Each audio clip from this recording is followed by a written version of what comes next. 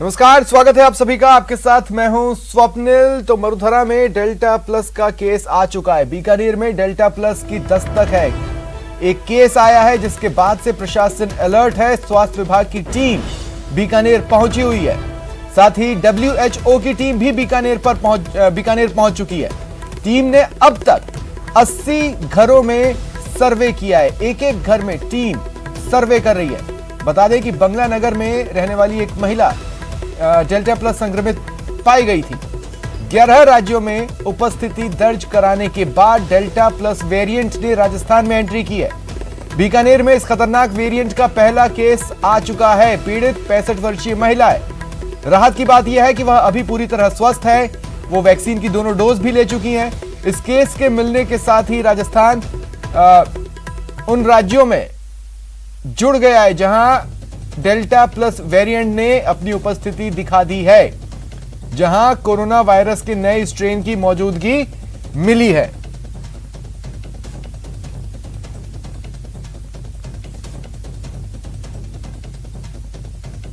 Colony के अंदर 130 से 20 के आसपास हमने टीमें लगा रखी है। वो घर घर सर्वे कर रही है।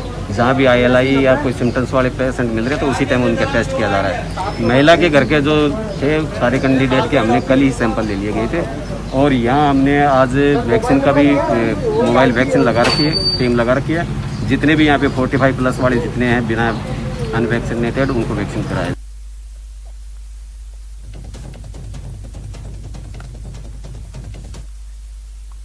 और डेल्टा प्लस की दस्तक से प्रदेश सरकार पूरी तरह सतर्क है।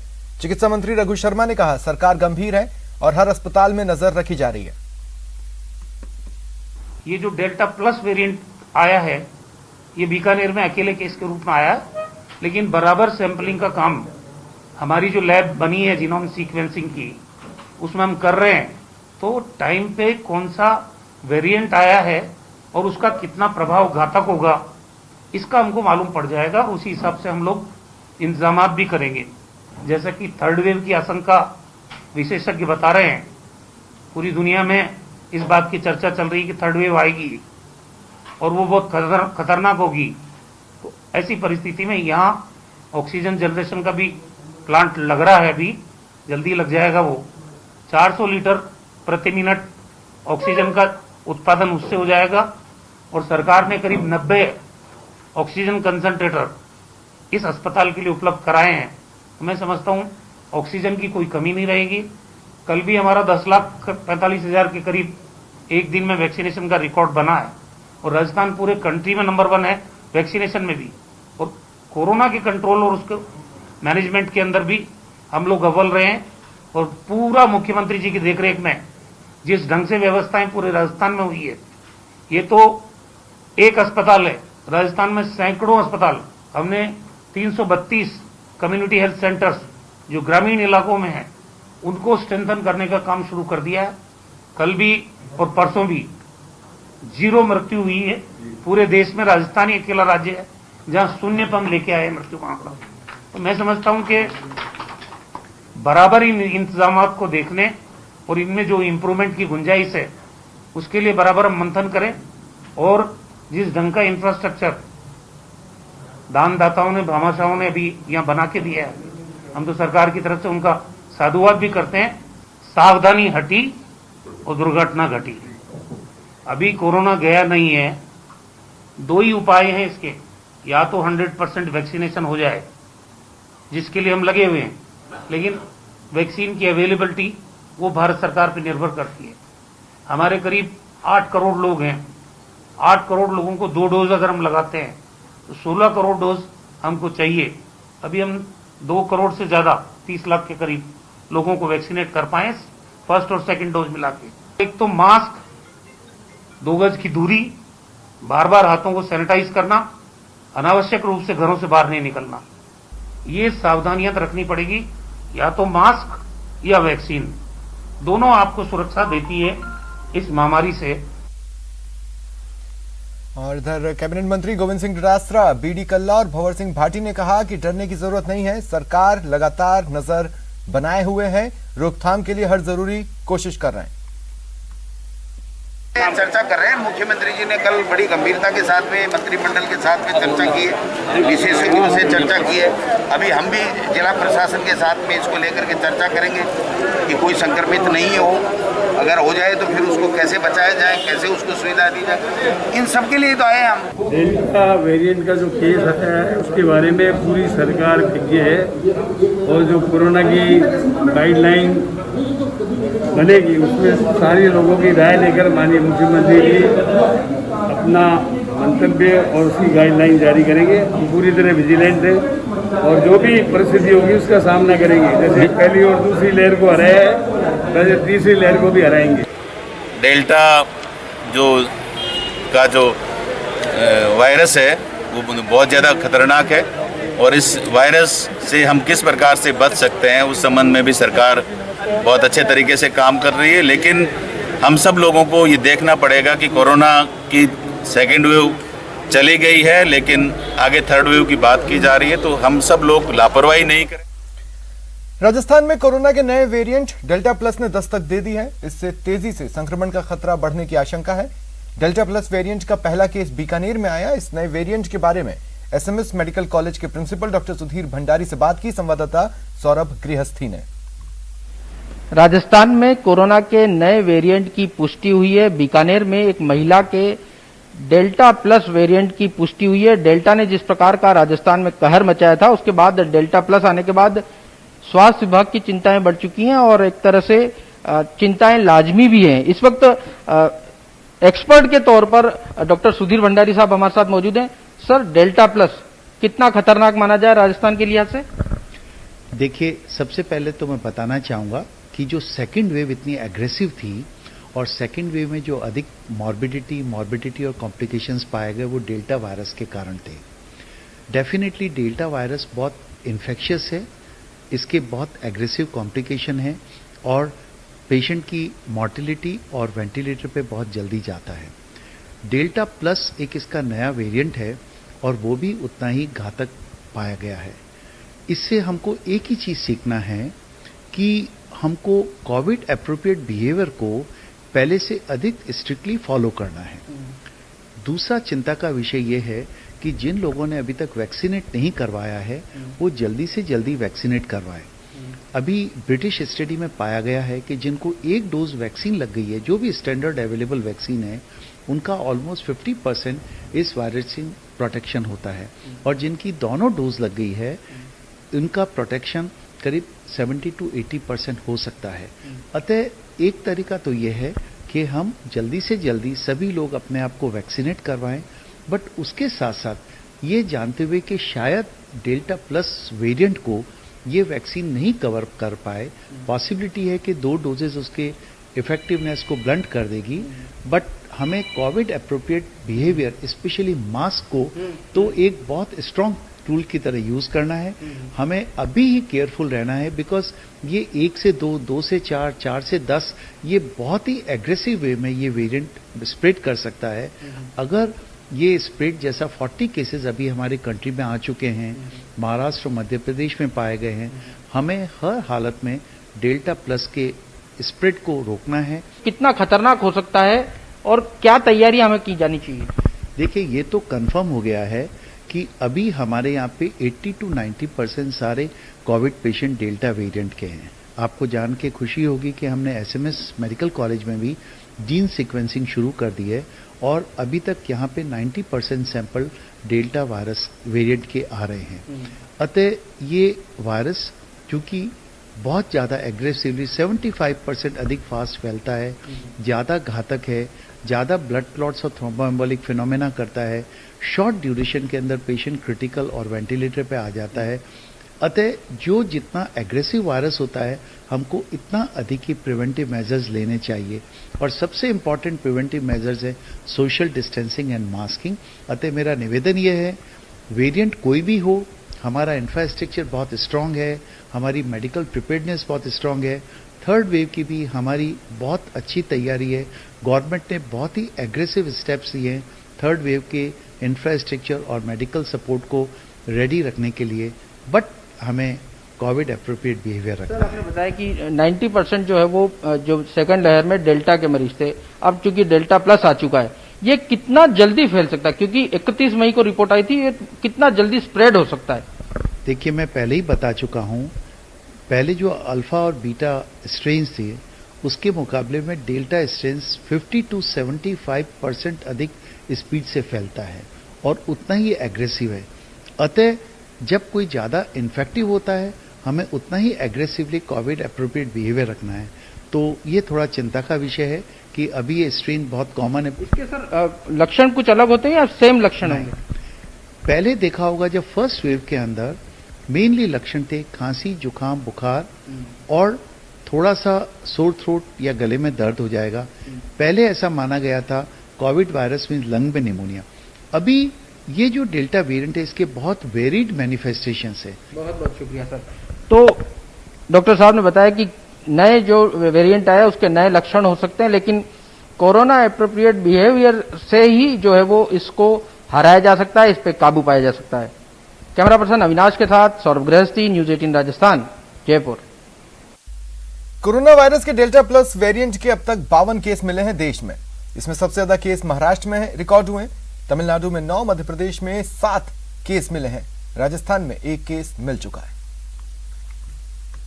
कोरोना की दूसरी लहर की रफ्तार भले ही कमजोर हो गई है, लेकिन कोरोना वायरस ने अपना रूप बदलकर डराना शुरू कर दिया है। कोरोना के नए रूप को डेल्टा प्लस नाम दिया गया है, जिसे कोरोना के डेल्टा वेरिएंट से ज्यादा खतरनाक माना जा रहा है। दुनिया के कई देशों के लिए परेशानी की वजह बन चुका डेल्टा प्लस वेरिएंट भारत में भी बहुत तेजी से फैल रहा है। इनमें सबसे ज्यादा मरीज कोरोना से सबसे ज्यादा प्रभावित महाराष्ट्र में मिले हैं। कोरोना के इस नए खतरनाक रूप डेल्टा प्लस का पहला मरीज मध्य प्रदेश की राजधानी भोपाल में मिला था। कोरोना के इस नए रूप ने दक्षिण के राज्य केरल में भी दस्तक दे दी है। कोरोना का डेल्टा वेरिएंट बहुत तेजी से फैलने वाला पाया गया था। अब इसके डेल्टा प्लस में बदलने से दुनिया भर में इसे लेकर माथापच्ची शुरू हो गई है। ये कितनी तेजी से फैलता है, अभी इसकी जांच की जा रही है। The whole situation is so dynamic because of the variants that are now circulating, and as you said, the Delta variant is well on its way to becoming the dominant variant globally because of its significantly increased transmissibility. Bharat में corona के delta plus रूप जिन लोगों में मिला है, उनमें से कुछ ने वैक्सीन की 1 या 2 खुराक ले ली थी। माना जा रहा है कि इसी वजह से इनमें से ज्यादातर की हालत खराब नहीं हुई। वैक्सीन को लेकर लोगों के अंदर घर कर गए डर और आशंकाओं को दूर करने के लिए स्वास्थ्य विभाग ने गुजरात में एक अनोखी मुहिम शुरू की है। गांव के प्रभावशाली लोगों की मदद से शुरू किए गए इस अभियान का असर बेहद सकारात्मक है।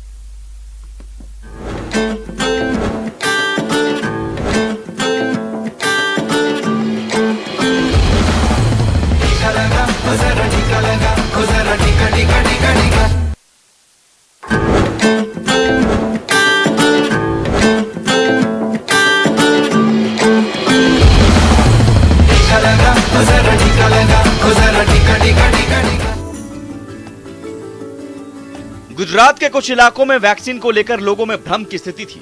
लोग टीका लेने से झिझक रहे थे, लेकिन स्थानीय प्रशासन ने बड़ी समझदारी से इस मुसीबत का तोड़ निकाल लिया, जिसका असर है कि अब लोग बेझिझक घरों से निकलकर वैक्सीनेशन सेंटर में टीकाकरण के लिए आ रहे हैं। हम लोग ने शेरुल्लाइल मौज़म में जो हमारा महीना है रोजे का, उसमें रात को सब ने जमा होके ये कैंप के अंदर वैक्सीनेशन लिए। तो अपील करता हूँ कि सब लोग जरूर ये वैक्सीनेशन जल्द से जल्द ले ले, ताकि हम ये महामारी को हरा सके। दरअसल गुजरात के पंचमहाल और साबरकांठा जिले के मुस्लिम बहुल इलाके में लोग टीका लेने के लिए राजी नहीं हो रहे थे।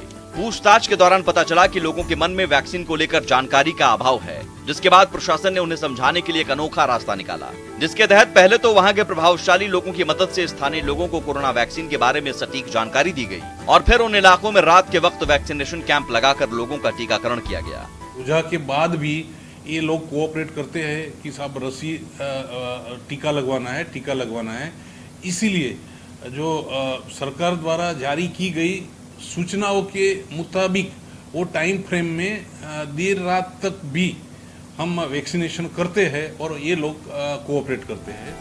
ये तस्वीरें गोधरा की हैं, जहां रमजान के वक्त से ही रात में वैक्सीनेशन कैंप लगाए जा रहे हैं। साबरकांठा, पंचमहाल जैसे कई जिलों में आज ये तस्वीरें आम हैं। अब यहाँ लोग खुद ही मान रहे हैं कि टीकों को लेकर उनकी आशंकाएं दूर हो गई हैं और वो अब अपने घर वालों को भी टीका लेने के लिए वैक्सीनेशन कैंप लेकर आ रहे हैं। हमारे धर्मगुरु और आगे वालों ने हमको बताया वैक्सीन अत्यंत जरूरी है। वैक्सीन ज्यादा से ज्यादा लोगों ने वैक्सीन हमने ले चुके हैं। सबको घर घर जाके समझाया है कि भाई अभी ये वैक्सीन लेना जरूरी है और इसको लेने से बहुत आगे जाके भी फायदा है। अभी पहला डोज तो लोगों ने ले चुके हैं। अभी हम नाइट में भी, रात को भी लोगों को वैक्सीन दिलाने के लिए आगे कर रहे हैं। रात्रि वैक्सीनेशन कैंप का कॉन्सेप्ट गुजरात के कई जगहों पर हिट हो रहा है। दिन की मशरूफियत के बाद स्थानीय लोग आराम से टीका ले रहे हैं। उम्मीद है अगर यही रफ्तार कायम रही तो आने वाले वक्त में गुजरात टीकाकरण के मामले में देश के अग्रणी राज्यों में से एक होगा। Bureau report, news 18 network. युवक पर जानलेवा हमला हुआ। पूर्व सरपंच के बेटे पर आरोप है हमला करने का। युवक को डंडे और सरियों से पीटा गया है। कुछ तस्वीरें हैं खबर से जुड़ी हुई जिन्हें आप अपनी टीवी स्क्रीन पर देख पा रहे हैं। ये तस्वीरें वायरल हैं सोशल मीडिया पर। बीच बचाव करने के लिए एक युवक आया बीच में, लेकिन वो भी घायल हुआ है। दोनों युवकों के साथ जमकर मारपीट हुई। इसका वीडियो सोशल मीडिया पर वायरल है। मामूली बात जो कहा जा रहा है, मामूली सी बात थी जिस पर कहासुनी शुरू हुई और फिर झगड़े में बदलती चली गई। देवगढ़ के पारड़ी गांव में ये घटनाक्रम सामने आया है। और ज्यादा जानकारी के लिए बात करेंगे सहयोगी अल्केश से। अल्केश, क्या कहानी निकल कर आ रही है इस वायरल वीडियो के पीछे? जो स्वप्निल, मैं आपको बता दूं, देवगढ़ थाना इलाके का पहाड़ी गांव है। यहाँ पे पूर्व सरपंच है भोजा गुजर। उसके कोई मकान का कार्य चल रहा था, उसकी बजरी उन्होंने आम रास्ते पर डाल दी थी। इस बात को लेकर पीड़ित गजेंद्र सिंह ने उनको बजरी हटाने के लिए उलाहना दिया था। इसी बात से नाराज होकर पूर्व सरपंच जो है भोजा गुजर, उसका बेटा है प्रकाश, उसका भतीजा किशन लाल और मोहन लाल, तीनों ने मिलकर गजेंद्र सिंह के ऊपर लाठी और सरियों से हमला कर दिया। इस हमले में गजेंद्र सिंह के पैर में फ्रैक्चर आ गया। वहीं बीच बचाव करने आया राकेश, उसके साथ भी लाठी और सरियों से मारपीट की गई। पीड़ित ने इस घटना का देवगढ़ थाने में मामला दर्ज कराया है। वहीं मारपीट के बाद से ही तीनों आरोपी फरार हो गए, जिनकी तलाश में देवगढ़ थाना पुलिस जुटी हुई है। चलिए, शुक्रिया तमाम जानकारी के लिए।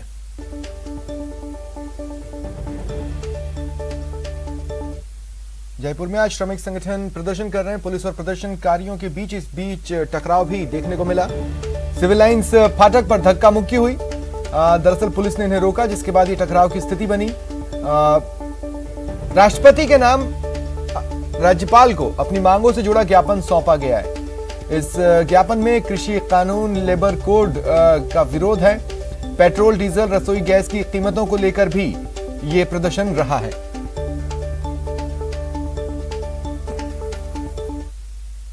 विरोधी और मजदूर विरोधी कानून जो मजदूरों पर लेबर कोड थोपे हैं और किसानों पर जो तीनों काले कानून और बिजली विधेयक 2020 तुरंत प्रभाव से रद्द किया जाए। ये 7 महीने हो गए आज किसानों को सभी बॉर्डरों पे 5 बॉर्डरों पे बैठे हुए हैं, लेकिन सरकार को झुका के रहेंगे क्योंकि ये मसला रोटी का है। हम लोग इनको हरा के रहेंगे और हमारा आंदोलन जारी रहेगा जब तक ये 3 काले कानून वापस नहीं होते, तब तक आंदोलन जारी रहेगा। लगातार 26 नवंबर से हम आंदोलन में हैं।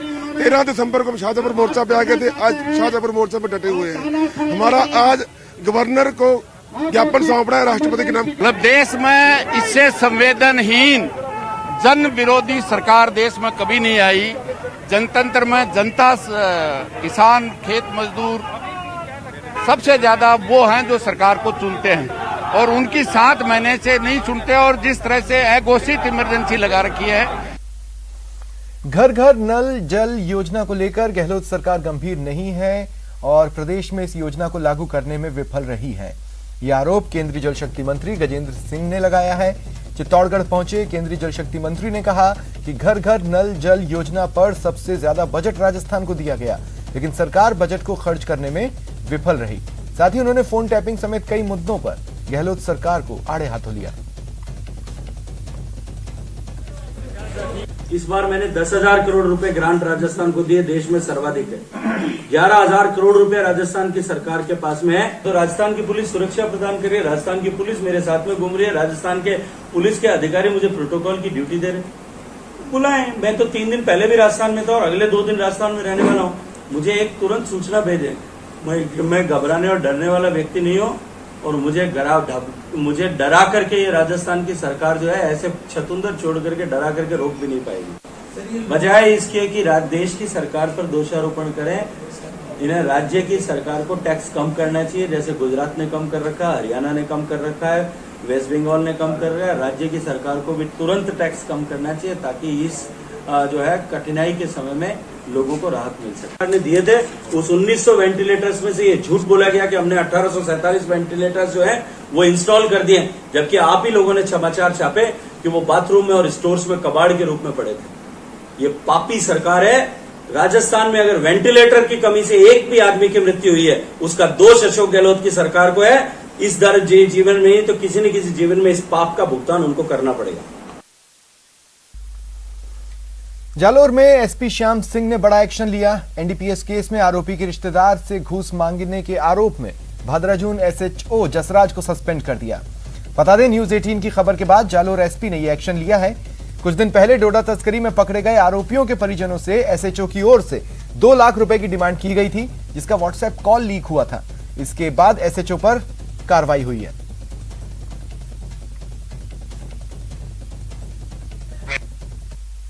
हेलो, कौन बोलो? हाँ हाँ, नमस्कार साहब। हाँ बोलो। मैं तो बात करनो क्या के साहब के फोन आयो, साहब रुके। हाँ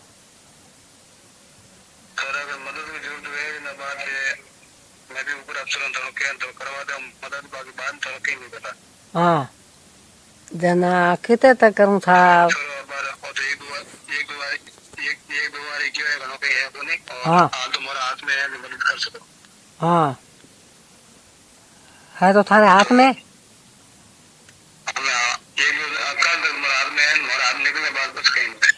काले तक तो साहब हमें कितने तक पूछ सको केटा?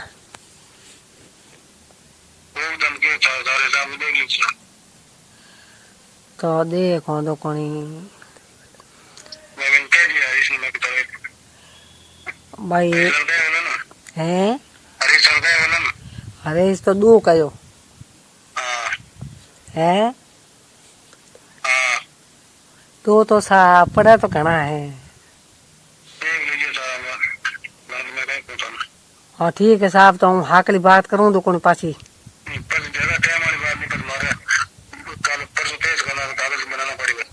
हासी बात है, तो सुबह तो कोनी की है कि दौड़ भाग तो करनी पड़ी। दौड़ भाग की ताल साहब घरे तो है कौन, घरे तो है कौन, घरे तो होता हुआ आदमी हो तो नहीं।